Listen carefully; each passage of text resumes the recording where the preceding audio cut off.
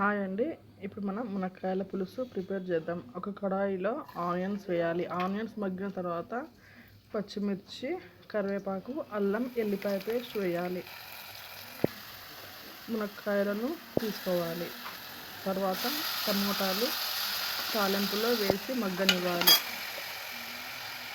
తర్వాత ఉప్పు, పసుపు వేయాలి.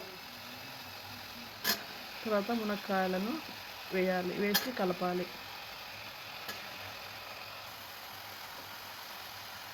తగినంత కారం వేయాలి. 1 స్పూన్ కారం వేయాలి.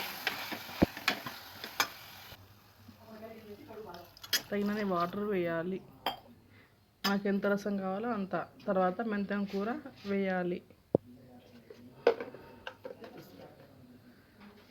తర్వాత 1 స్పూన్ ధనియాల పొడి వేయాలి.